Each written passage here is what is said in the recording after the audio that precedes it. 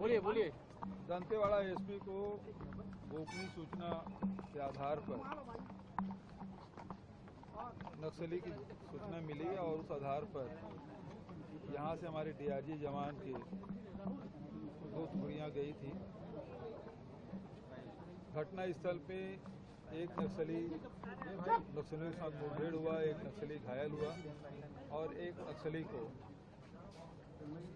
पकड़ लिए और घायल नक्सली और जो जिन्हें गिरफ्तार किया गया था उसको लेकर वापस आ रहे थे और एरनपुर के पास आईडी ब्लास्ट हुआ, जिसमें 10 हमारे डीआरजी के जवान और एक सिविलियन की शहादत हुई।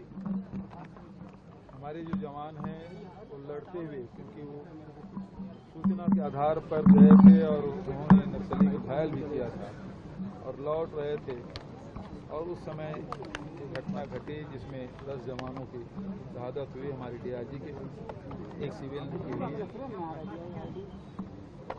मैं उन्हें विनम्र श्रद्धांजलि देता हूं कि परिवार के प्रति संवेदना व्यक्त करता हूं और हमारे जवानों ने लड़ते हुए अपने प्राणों की आहुति दी है। ये शहादत बेकार नहीं जाएगी, बल्कि और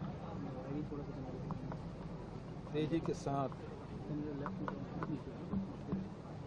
ये लड़ाई और लड़ी जाएगी। जहाँ भी नक्सली के होने की सूचना मिलेगी, हमारे जवान अब घेर के उनके साथ मुठभेड़ कर रहे हैं, लड़ाई लड़ रहे हैं और साथ ही साथ जो समर्पण करना चाहते हैं उसके लिए समर्पण की नीति, और यदि लड़ते हैं तो फिर हमारे जवान पीछे नहीं हटे। पिछले समय की भी घटना आप देखेंगे, लड़ते हुए हमारे जवान शहीद हुए थे।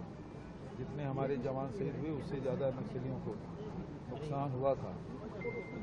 अभी भी हमारे जवान लड़ते हुए शहीद हुए हैं। मैं उन्हें विनम्र श्रद्धांजलि अर्पित करता हूं। सीएम साहब, आज आपकी आंखों में कमिटमेंट दिख रहा था, क्या माने और तेज होंगे ऑपरेशन? देखिए, इन 4 सालों में आप देखेंगे कि कोर एरिया में 75 कैंप स्थापित किए हैं।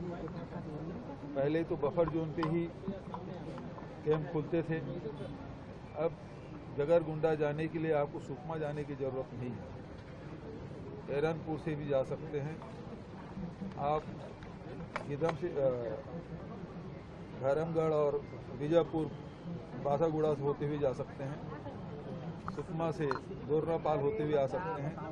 तो ये जो एरिया है वो अर्थी का, जैसे हिडमा का हेडक्वार्टर कहा जाता है, अब वो लगभग चारों तरफ से घिर चुका है। नेशनल पार्क की एरिया है, अब वो हमारे जवानों के पहुंच के अंदर है, तो अब उसके छुपने की जगह अब इस एरिया में बीजापुर, सुकमा, दंतेवाड़ा में अब नहीं रहा। और जो छोटी छोटी सड़कें हैं वो भी बनाई जा रही है, कैंप खोले जा रहे हैं जनता की सुविधा के लिए, पीडीएस साहब, स्कूल, आंगनबाड़ी केंद्र, वो सारे खोले जा रहे हैं। तो लोगों का विश्वास सरकार के प्रति बढ़ा है और नक्सली लगातार पीछे हटते जा रहे हैं। और आईडी ब्लास्ट घटना लगभग 2 साल बाद हुई है।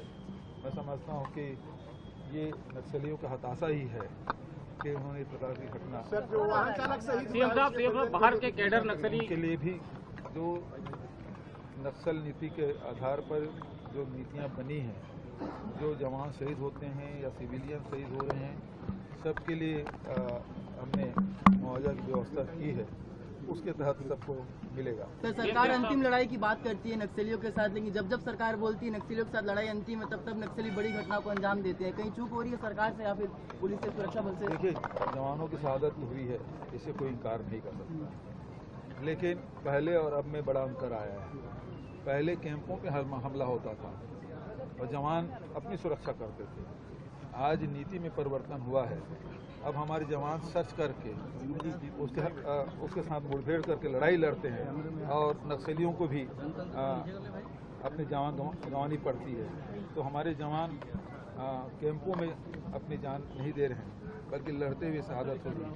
सर, ये जो समय चुना नक्सलियों ने, चुनाव को 6 महीने शेष है, शक्ति प्रदर्शन एक तरीके का नहीं लग रहा?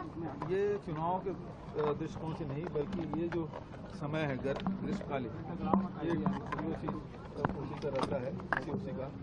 और क्योंकि जंगलों में अब पेड़ पौधे सूख जाते हैं, विजिबिलिटी बढ़ जाती है, और ये नक्सलियों के लिए भी और हमारे जवानों के लिए, दोनों के लिए सुविधाजनक होती है। तो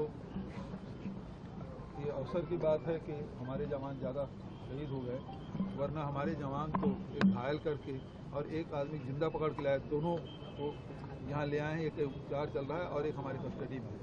तो ये इस प्रकार घटनाएं पहली बार आप देखेंगे, बहुत समय बाद इस प्रकार घटनाएं घटेगी। जंगल में जाके घेर के नक्सलियों को पकड़ के ला रहे हैं। सर, कहीं ना कहीं एसओपी पालन नहीं किया जा रहा है। कैंपों की संख्या और बढ़ाई जाएगी, चुनावी साल है। हमने डिमांड की भारत सरकार से और मिलेगा और कैंप भी लगाएंगे। एसओपी का पालन नहीं किया जा रहा है, कहीं ना कहीं देखा जा रहा है। जो नक्सली ये जो सड़क है तो पक्की सड़क है, और पक्की सड़क में उसमें पैदल आना, आइडियल पोजीशन तो ये है कि पैदल आते हैं, लेकिन जब सड़कें पक्की बनी हुई है और तो उस जगह पे उतना रिस्क लिए और वो आए और ये दुर्घटना घटी है। वैसे भी आप देखेंगे मोटरसाइकिल से भी पिछले समय आ रहे थे, ब्लास्ट हुआ, अभी 3 जवान हमारे शहीद हुए। देखिए, पहली बार के भारत के संविधान पे विश्वास हथियार छोड़े बात करना।